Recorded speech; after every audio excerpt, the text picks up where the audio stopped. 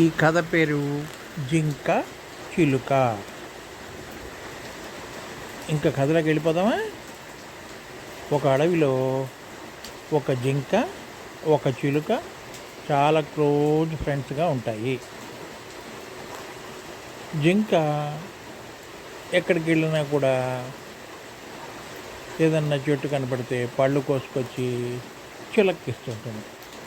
చిలక కూడా తను కూడా చెట్ల మీద పై కొమ్మలో ఉండే పళ్ళు కోసి జింకకిస్తూ జింక కూడా తింటూ ఉంటుంది. అలా చక్కగా రోజు ఫ్రెండ్షిప్ చక్కగా ఆనందంగా లైఫ్ని ఎంజాయ్ చేస్తూ ఉంటాయి. ఒకరోజు ఆ అడవిలోకి ఒక వేటగాడు వస్తాడు.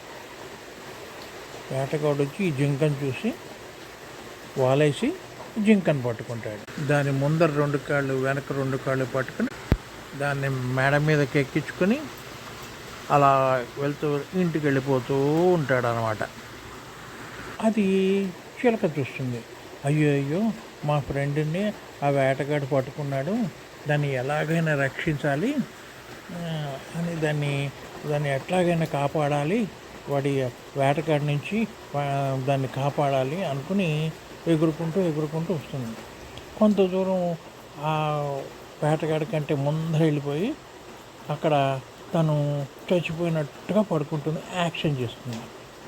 అప్పుడు ఈ వేటగాడి ఆ చిలకను చూసి, ఆహా ఇవాళ నా అదృష్టం బాగుంది, చిలక దొరుకుతోంది, జింక దొరికింది అని చెప్పి తన భుజం మీద ఉన్న జింకను కాస్త కిందకు వదిలేసేస్తాడు. ఆ చిలకను పట్టుకుందామని వెళ్తాడు.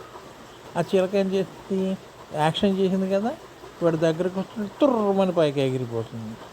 జింక ఏం చేస్తుంది, కింద పట్టిన వెంటనే తను టకటకగా లేచి తను అడవిలోకి పరిగెత్తుకుంటూ వెళ్ళిపోతుంది.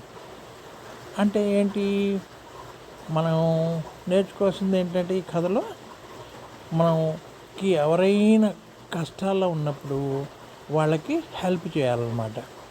అలా హెల్ప్ చేస్తే దేవుడు కూడా మనకి హెల్ప్ చేస్తాడనమాట. అది కథ. బాగుందా? Very good.